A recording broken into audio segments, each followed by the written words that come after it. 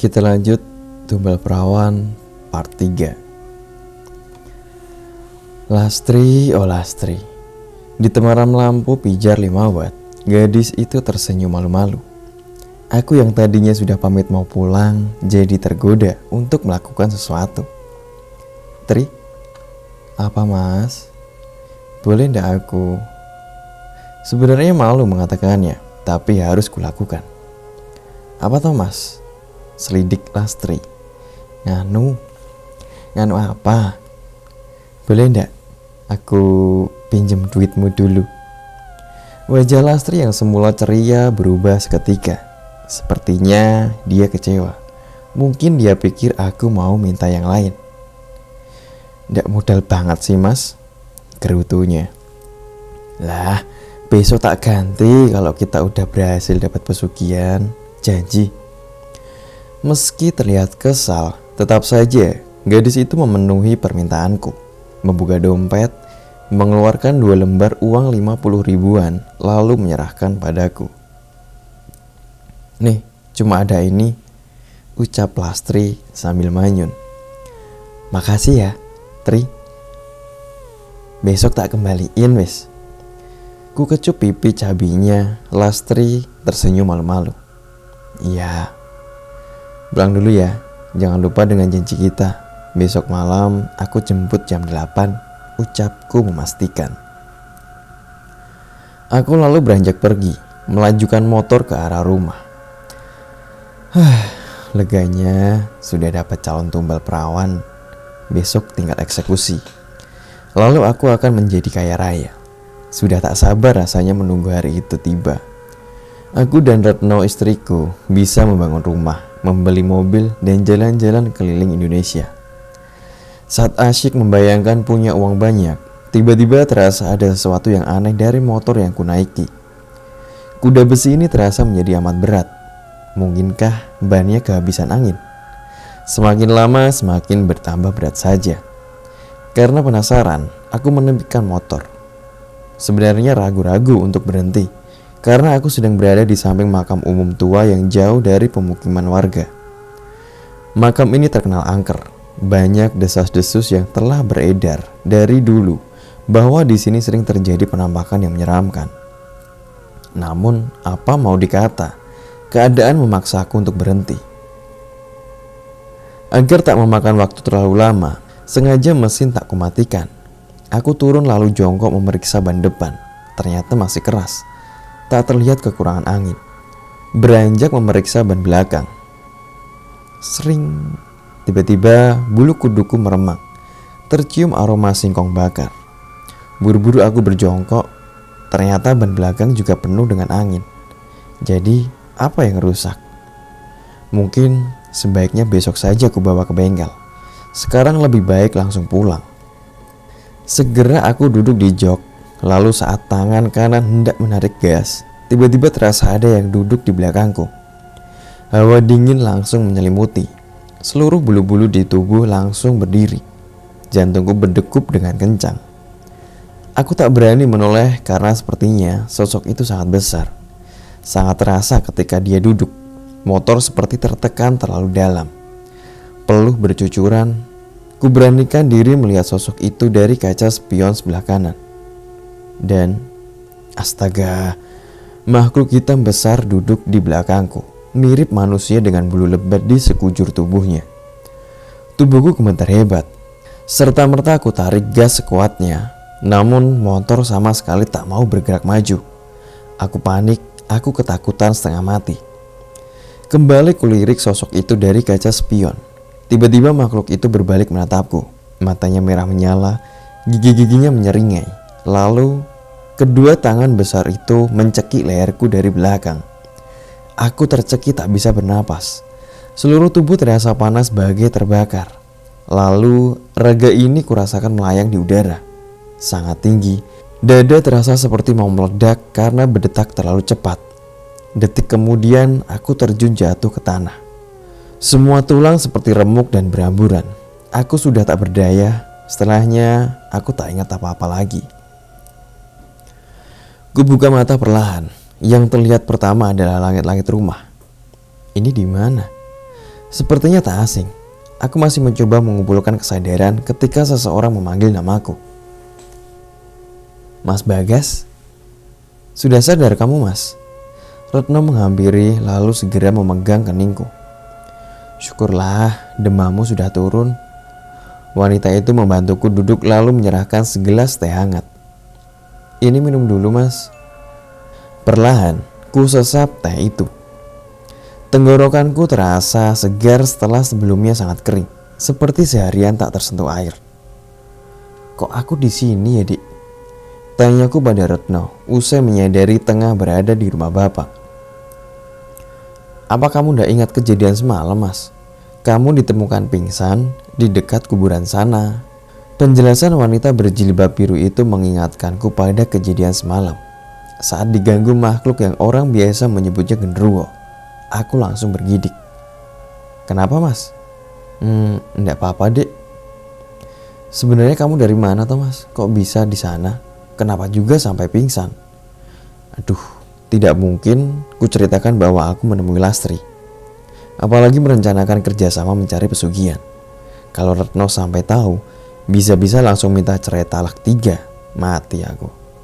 Anu, Dek, itu aku cuma dari muter-muter aja. Pas di jalan mau pulang, kok tiba-tiba pusing. Tahu-tahu aku sudah gak ingat apa-apa lagi. Kulihat mata Retno menatapku heran, seolah tak percaya dengan yang kukatakan. Beneran cuma karena pusing? Apa bukan karena diganggu penunggu makam tua itu? Loh, Retno kok bisa tahu?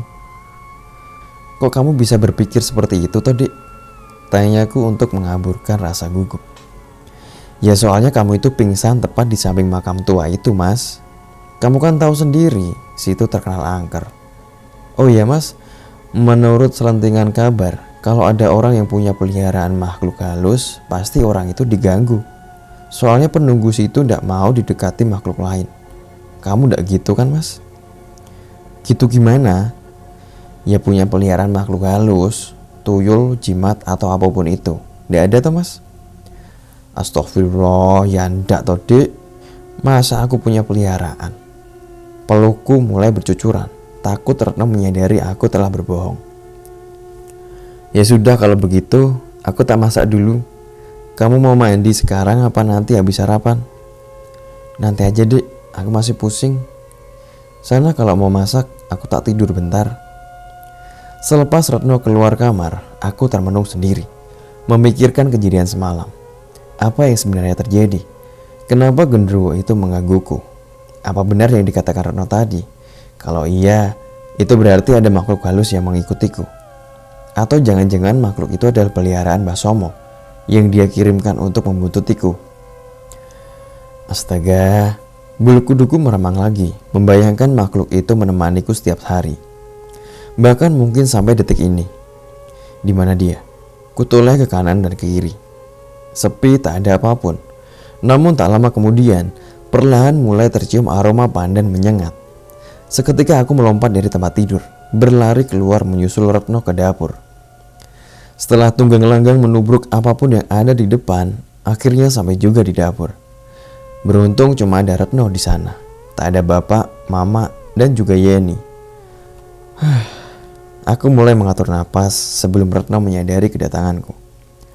Setelah dirasa degup jantung sudah stabil, aku mendekati Retno yang berdiri membelakangiku, menghadap ke arah kompor.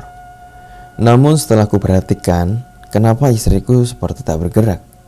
Hanya dia mematung. Untuk memastikan, maka aku mendekat dan meraih pundaknya. Dek. Ia menoleh. Dan wah! Wajah Retno berlumur darah merah segar. Cairan itu mengalir dari mata hingga menodai pakaian yang ia kenakan. Bau anyir menguar, iris hitam di mata telah menghilang. Hingga yang tersisa hanya warna putihnya saja. Retno, bukan, sosok itu menyeringai, mengeluarkan tawa nyaring melengking, menimbulkan sensasi ngeri yang luar biasa di telinga. Seluruh tubuhku gemetar hebat. Dada terasa seperti ditusuk-tusuk hingga nyaris tak bisa bernapas. Di saat seperti ini, kenapa tak pingsan saja? Kenapa malah mataku semakin jelas melihat rupa pucat itu? Ia makin dekat, semakin dekat. Tak mau terjadi sesuatu, aku melangkah mundur. Dengan kaki bergetar. Sial, hanya beberapa langkah, punggungku sudah membentur dinding. Makhluk menyerupai Retno itu semakin dekat. Tangan pucatnya terayun mengarah ke leherku. Aku merosot dan berteriak sekencangnya, menutup mata sambil kedua tangan menghalau agar ia tak menyentuhku. Mas Bagas, mas. Suara itu, ku buka mata perlahan. Terlihat sosok menyeramkan tadi berubah menjadi Retno dengan wajah cantik berseri. Tak ada noda darah berceceran. Retno? Dik Retno? Masih belum percaya, ku kucek kedua mata lalu berkedip-kedip. Masih sama, dia benar-benar Retno. Dengan tangan gemetar, ku sentuh wajahnya. Asli, ya, dia memang istri sungguhan. Ada apa mas? Tanya Retno panik. Ia jongkok di hadapan sambil menepuk pelan pipiku. Sambil mengatur napas, aku memandang ke sekeliling. Tak ada apapun, semua tampak biasa saja. Dek, kamu dari mana? Loh, ya ndak kemana-mana. Dari tadi masak di sini. Lah kok tiba-tiba kamu lari dari kamar? Dan pas aku noleh, kamu malah teriak-teriak. Ada apa Thomas? Penjelasan wanita berjilbab biru itu membuatku kesulitan menelan ludah. Jadi, baru saja aku berhalusinasi. Atau ada makhluk yang merasuki Retno. Ada apa ini sebenarnya? Mas, kok malah melamun toh? Tepukan Retno di pundak menyadarkanku dari lamunan. Dek, itu aku tadi cuma ini. Assalamualaikum, teriak Yeni dari luar sambil berjalan mendekati kami. Waalaikumsalam, jawab Retno. Melihat Yeni datang, aku langsung bangkit sambil membantu Retno berdiri. Kini aku sudah mulai bisa mengendalikan diri. Ada apa toh? Kok pada berduaan di sini? Tanya gadis yang memakai rok lebar pendek sampai paha putih mulusnya terlihat jelas itu. Nggak apa-apa Yen, sahutku cepat sebelum Retno membuka suara. Kamu dari mana? Tanyaku pada Yeni untuk mengalihkan pembicaraan. Dari rumah Lastri, jawab Yeni singkat. Aku kaget mendengar nama Lastri. Mungkin Lastri yang lain. Lastri yang mana toh? Kok aku baru dengar? Jangan asal main sama sembarang orang. Jangan sampai salah pergaulan. Lagian ya Yen, kalau pergi mbok ya pakai rok yang panjang. Syukur-syukur pakai jilbab sekalian. Jangan pakai rok mini sama kaos ketat begitu. Cerocos Retno menasehati adik satu-satunya. Gadis itu malah mencebik mengejek. Lastri yang rumahnya di kampung sebelah, Lastri Susilowati. Apa? Lastri Susilowati? Itu kan Lastri mantan pacarku, calon tumbal perawan. Bagaimana Yeni bisa kenal sama Lastri? Jangan sampai Lastri cerita pada Yeni tentang rencana kerjasama pesugihan nanti malam. Iya Yen, jangan sembarangan main sama orang yang baru dikenal. Nanti kalau diajak hal-hal bodoh jangan mau. Dosa, tahu dosa? Ucapku sok suci sambil menarik kursi makan lalu duduk di sana. Heleh, pakai ngomongin dosa. Kayak Mas Bagas ndak punya dosa aja. Bukannya kemarin baru melakukan dosa. Ujar Yeni lancar jaya sambil duduk di kursi sebelahku.